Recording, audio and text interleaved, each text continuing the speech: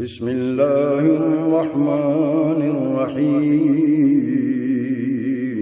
شروع اللہ کے نام سے جو بڑا مہربان نہایت رحم والا ہے۔ لقد انزلنا الیکم کتابا فیہ ذکرکم افلا تعقلون۔ الحمد للہ رب العالمین والصلاة والسلام علی سید المرسلین خاتم المرسلین سیدنا و مولانا محمد وعلی آلہ وصحبہ اجمعین۔ اما بعد فاعوذ باللہ من الشیطان الرجیم، بسم اللہ الرحمن الرحیم۔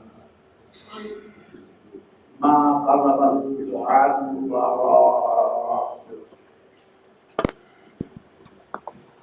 الصلاة والسلام علیکہ یا سیدی یا رسول اللہ وعلی آلہ وصحبہ یا نبی اللہ۔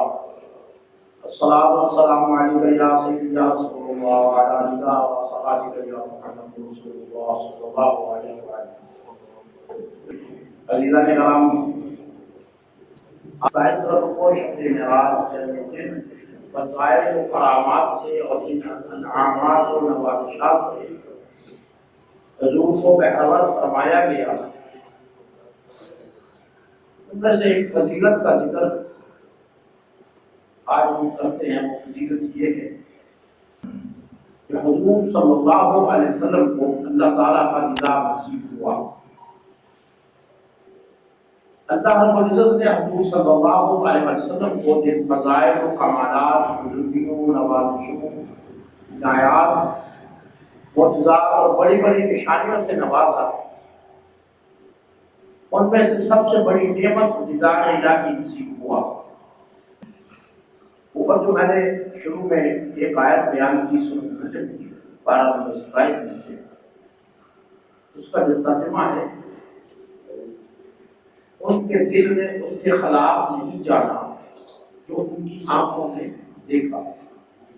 دوستان محترم، دیگر انبیاء کرام علیہ السلام کو ان کی شان اور ان کی وسعت، ان کے درجے، ان کے مراتب کی بدولت جو معجزات عطا کیے گئے، وہ سارے حضور صلی اللہ علیہ وسلم کی ذات اقدس میں جمع اور یکجا کیے گئے۔ یہ فضیلت اپنے مقام و مرتبہ کے اعتبار سے حضور صلی اللہ علیہ وسلم کی ذات اقدس میں منتہائی کمال کو پہنچی، مگر قوت باری تعالیٰ اور دیدار الہی کا شرف صرف حضور صلی اللہ علیہ وسلم کو خاص و خاص اللہ تعالیٰ نے عطا کیا۔ شروع میں جو آیت مبارکہ تلاوت کی، اس میں رب العزت ارشاد فرماتے ہیں کہ ما قذف الفؤاد ما رأى، ان کے دل نے اس کے خلاف نہیں جانا کہ ان کی آنکھوں نے دیکھا۔ دوستان محترم، میرے محبوب صلی اللہ علیہ وسلم کی آنکھوں نے جو کچھ دیکھا، دل نے اسے نہیں جھٹلایا، بلکہ دل نے اس کی تصدیق کر لی۔ سوال یہ پیدا ہوتا ہے کہ اب آنکھوں نے کیا دیکھا اور دل نے کس کی تصدیق کی؟ یہ تفصیل طلب مسئلہ ہے۔ حضور صلی اللہ علیہ وسلم کا اللہ کے دیدار سے شرف یاب ہونا، اس بات پر، اس مسئلہ پر صحابہ کرام سے لے کر ائمہ کرام تک علماء کرام کی آراء، اقوال اور نقطہ نظر مختلف ہے۔ بعض لوگوں نے اس کے متعلق یہ تک کہا کہ انہوں نے اللہ کو نہیں دیکھا۔ بہت سے صحابہ کرام اور تابعین اور ائمہ کرام نے مذہب یہ اختیار کیا کہ حضور صلی اللہ علیہ وسلم نے بلا شک و شبہ اللہ پاک کو دیکھا، اور وہ صحابہ جنہوں نے کہا کہ اللہ کو نہیں دیکھا، اس کا یہ مفہوم نہیں، یہ معنی نہیں کہ انہوں نے رب کو دیکھا ہی نہیں۔ ان کا معنی یہ ہے، اس سے مراد یہ ہے کہ اس دنیا میں نہیں دیکھا، اس میں نفی شب معراج کے مشاہدے کی بات نہیں، انہوں نے انکار نہیں کیا، بلکہ عمومی قول ہے کہ اس دنیا میں جو آتے ہیں، انہوں نے جن صحابہ نے انکار کیا ان کا مقصد یہ ہے کہ اس دنیا میں جو آنکھیں ہیں وہ اللہ کے دیدار کی سبقت نہیں رکھتی۔ جیسے فرمایا اللہ تبارک و تعالیٰ نے سورۃ انعام میں لا تدرکہ الابصار وہو یدرک الابصار، نگاہیں اس کا احاطہ نہیں کر سکتی اور وہ سب نگاہوں کا احاطہ کیے ہوئے ہیں۔ جو ہماری نگاہ ہے وہ نہیں دیکھ سکتی، اللہ کی جو نگاہ ہے وہ پوری کائنات کو دیکھ سکتی ہے۔ اور جو کہتے ہیں کہ اللہ رب العزت کو دیکھا، جو لوگ یہ کہتے ہیں کہ اللہ رب العزت کو دیکھا لیکن اس آنکھ سے نہیں دیکھا، وہ اس آیت سے استدلال کرتے ہیں، وہ اس آیت کو سامنے رکھتے ہیں، اور جو کہتے ہیں کہ اللہ رب العزت کو دیکھا ان آنکھوں سے، وہ اس آیت سے استدلال کرتے ہیں جو آگے میں پڑھ رہا ہوں آیت ثم دنا فتدلى فكان قاب قوسين او ادنى، یہ سورۃ النجم میں ہے۔ پھر وہ، اس کا ترجمہ ہے پھر وہ، یعنی رب العزت نے اپنے حبیب مکرم کو اتنا قریب کر لیا، اتنے قریب ہو گئے، پھر جلوہ حق اور حبیب مکرم صلی اللہ علیہ وسلم میں صرف 2 کمانوں کی فاصلے جیسا فاصلہ رہ گیا۔ ایسے 2 کمانیں ملاتے ہیں تو جتنا فاصلہ رہ جاتا ہے اتنا فاصلہ رہ گیا۔ اب دیکھو نا، یہ سمجھ لو کہ کمان ہے، تو فاصلہ بالکل نہیں ہے، اس سے بھی کم فاصلہ رہ گیا۔ آقا صلی اللہ علیہ وسلم کو کعبہ قوسین اور ادنا کی منزلوں پر سفراز اللہ نے کر دیا، اور ساری مسافتوں اور فاصلوں کو ہٹا دیا گیا، اور قربت و وصال اپنے کمال پر پہنچا، تو وہاں پر حجابات اٹھا دیے گئے۔ تب حضور صلی اللہ علیہ وسلم کو اللہ رب العزت نے اپنا جلوہ عطا فرمایا۔ تو سمجھ کے آئی بات ہے کہ 2 قسم کے لوگ ہیں صحابہ سے لے کے اب تک۔ کچھ کہتے ہیں کہ اللہ رب العزت کو اس آنکھ سے نہیں دیکھا، کچھ لوگوں کا ان کے لیے علیحدہ آیت ہے، کیونکہ اللہ تعالیٰ خود کہتا ہے کہ اس آنکھ سے آپ مجھے نہیں دیکھ سکتے۔ جو لوگ یہ مانتے ہیں کہ اللہ کو دیکھا، اس آنکھ سے دیکھا، وہ اس دوسری آیت کو مانتے ہیں، وہ اس سے استدلال کرتے ہیں کہ اللہ تعالیٰ اتنا قریب ہو گیا اپنے محبوب صلی اللہ علیہ وسلم کے کہ کوئی فاصلہ نہیں رہا۔ حضرت عبداللہ ابن عباس رضی اللہ تعالیٰ عنہ کا قول ہے کہ اگر سیدنا امام حسن بصری رضی اللہ تعالیٰ عنہ جب حضور صلی اللہ علیہ وسلم کی نسبت روح باری تعالیٰ سے، قوت باری تعالیٰ سے شخص یاب ہونے کی بات آتی تو آپ اللہ کی قسم کھا کر کہتے کہ اللہ کی قسم ہے حضور صلی اللہ علیہ وسلم نے اللہ کو دیکھا، اللہ کو دیکھا، اللہ کو دیکھا۔ اسی مسئلہ پر ان کے شرح صدر اور یقین کی پختگی کا عالم یہ تھا کہ وہ 3 بار سے دہرایا کرتے۔ اسی طرح امام احمد بن حنبل سے کسی نے پوچھا، آپ نے فرمایا جی ہاں، حضور پاک صلی اللہ علیہ وسلم نے اللہ کو دیکھا۔ مقصد یہ ہوا کہ ائمہ کرام کو اس مسئلہ پر اتنا یقین کامل تھا۔ ان 2 مسائلوں سے میرا سمجھانا مقصود تھا کہ اکثریت صحابہ کرام، تابعین، محدثین، ان کا یہ یقین کامل ہے کہ حضور صلی اللہ علیہ وسلم نے اللہ پاک کا دیدار کیا۔ بعد نے کہا آنکھوں سے نہیں، دل سے دیدار کیا۔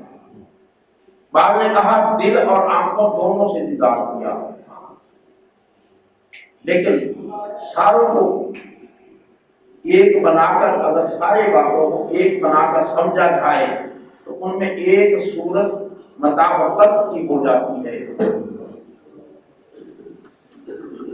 اب یہ ہے کہ اکثریت کہتی ہے کہ آنکھوں سے بھی دیکھا، دل سے بھی دیکھا۔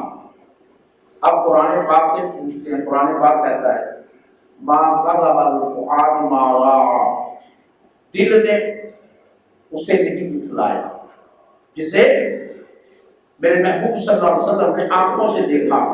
اب ان سب باتوں کا معنی کیا ہے؟ اب اس مسئلے کو ہم جو سمجھنا چاہتے ہیں اور میں سمجھانا چاہتا ہوں، حضرت سیدنا موسیٰ علیہ السلام کے واقعہ کو میں بیان کرتا ہوں، پھر آپ کو ذرا جلدی سمجھ آ جائے گا۔ یہ واقعہ کو حکم پر پیش آیا۔ حضرت سیدنا موسیٰ علیہ السلام نے حکم پر اللہ رب العزت سے عرض کیا کہ رب ارنی، اے اللہ تو مجھے اپنا آپ دکھا۔ اس پر اللہ رب العزت نے ارشاد فرمایا لن ترانی، لن ترانی، سورۃ احرام میں ہے 143 نمبر آیت ہے، تم مجھے براہ راست ہرگز نہیں دیکھ سکو۔ دوستان محترم، لن ترانی میں نفی اس چیز کی ہے کہ اے موسیٰ مجھے نہیں دیکھ سکتے۔ بڑی غور طلب بات ہے، اس آیت پاک میں ان دو تین لفظوں میں نفی کس چیز کی ہے؟ اللہ تعالیٰ فرماتے ہیں کہ اے موسیٰ مجھے تم نہیں دیکھ سکتے، لیکن اللہ نے اس بات کی نفی نہیں کی کہ مجھے دیکھا نہیں جا سکتا۔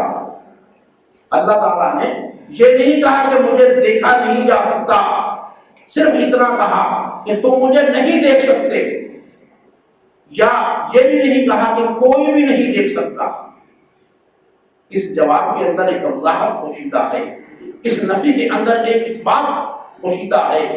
اس سے مراد یہ ہے کہ مجھے دیکھا تو جا سکتا ہے، میرا جلوہ حسن بھی ممکن ہے، اور کوئی آنکھ تابع نظر نہ رکھتی ہو تو میرا جلوہ دیکھ سکتی ہے، مگر اے موسیٰ تیرے لیے یہ مشکل ہے۔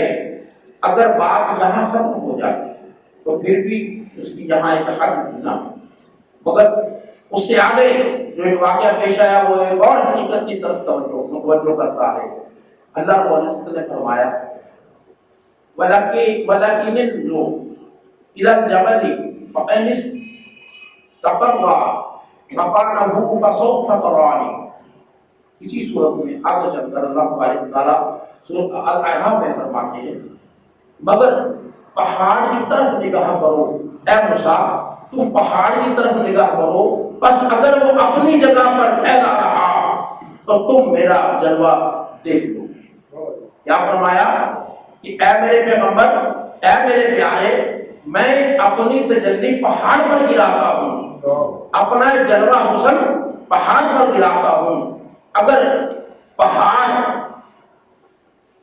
پھیلا رہا تو تم میرا جلوہ دیکھ لو گے، اپنی جگہ وہ پھیلا رہا تو عنقریب تم میرا جلوہ دیکھ لو گے۔ اس آیت مبارکہ میں حضرت موسیٰ علیہ السلام سے اللہ تبارک تعالیٰ مخاطب ہو کر تجلی پہاڑ پر ڈالنے کا کہہ رہے ہیں کہ میں تجلی ظاہر کروں گا اور تم اس پہاڑ کی طرف دیکھنا، اگر وہ پہاڑ پھیلا رہا، اس کو کچھ نہ ہوا، قائم رہا تو تم میرا جلوہ دیکھ سکو گے۔ آگے اللہ تعالیٰ فرماتے ہیں لما تجلی ربہ للجبل جعلہ دکا وخر موسیٰ صعقا۔ پھر جب اس کے رب نے پہاڑ پر اپنے حسن کا جلوہ فرمایا تو شدت انوار سے وہ پہاڑ ریزہ ریزہ ہو گیا اور موسیٰ علیہ السلام بے ہوش ہو کر گر پڑے۔ اس واقعہ سے، اس بات سے یہ بات سامنے آ گئی کہ جو لوگ کہتے ہیں کہ اللہ رب العزت کا دیدار ہی ناممکن ہے، دیدار کیسے کیا جاتا ہے، دیدار کہاں کسے جاتا ہے، دیدار اسے کہا جاتا ہے آنکھ پر ظاہر ہوتا ہے۔ اگر میں آپ کو دیکھ رہا ہوں تو تبھی دیدار ہوگا نا، اگر میری آنکھ نہیں ہے یا مجھے نظر نہیں آ رہا تو میں دیکھ نہیں سکوں گا۔ دوستان محترم، پہاڑ پر کیا ہوا؟ آیت میں یہ اللہ رب العزت نے فرمایا کہ پہاڑ پر اپنا جلوہ حسن میں ظاہر کروں گا۔ اگر پہاڑ میرا جلوہ حسن میری ذات کو برداشت نہ کر سکا اور ریزہ ریزہ ہو گیا تو اے موسیٰ تم میرا نظارہ نہیں کر سکتے۔ تو اللہ تبارک و تعالیٰ نے جب اپنا جلوہ حسن ظہور کیا، پہاڑ پر ظاہر کیا، تو موسیٰ علیہ السلام بے ہوش ہو کر نیچے گر پڑے۔ اب یہاں پر تین سوال پیدا ہوتے ہیں. اللہ پاک نے اپنا ظہور فرمایا یا پھر نہیں فرمایا؟ نعرہ تکبیر، نعرہ رسالت، نعرہ حیدری. نمبر 2، جب پہاڑ پر جلوہ حسن ظاہر کیا تو کیا پہاڑ جذب کر سکا یا نہیں کر سکا؟ نمبر 3، وہ جو ظہور ہوا اس کا حصہ حضرت موسیٰ علیہ السلام کو ملا یا نہ ملا؟ اب ان تینوں سوالوں کا جواب حاضر ہے. جب جلوہ حسن کا پرتو اگر موسیٰ علیہ السلام پر نہ پڑتا، جلوہ حسن کا پرتو اگر موسیٰ علیہ السلام پر نہ پڑتا تو آپ بے ہوش نہ ہوتے، آپ بے ہوش نہ ہوتے. لہذا جو اثر پہاڑ پر ہوا وہی اثر حضرت موسیٰ علیہ السلام پر بھی ہوا، مگر فرق صرف اتنا تھا کہ جب اللہ تبارک و تعالیٰ نے پہاڑ پر براہ راست ظہور کیا تو وہ جل اٹھا، وہ ریزہ ریزہ ہو گیا، اور جب موسیٰ علیہ السلام نے انعکاسی ظہور کا اثر لیا تو وہ بے ہوش ہو گئے. قرآن مجید نے فرمایا کہ اگر یہ کہہ رہا اے موسیٰ تم مجھے دیکھ لو گے، اس کا مطلب یہ ہوا کہ اگر پہاڑ جلوہ حسن کو برداشت کر لیتا، جلوہ حسن کو برداشت کر لیتا تو موسیٰ علیہ السلام بھی قائم رہتے. مثال کے طور پر اگر سورج کا ظہور آئینے پر ہو، یہ میں ایک مثال دے رہا ہوں، آپ سورج کو آئینے کے سامنے کرتے ہیں، آئینے میں آئینہ جو ہے نا وہ چمکنے لگے گا سورج کی وجہ سے. اگر کوئی آئینے کو دیکھے تو اس نے سورج کو دیکھ لیا کیونکہ سورج اس میں نظر آ رہا ہے، لیکن اس کے لیے شرط ہے کہ آئینہ برقرار بھی رہے.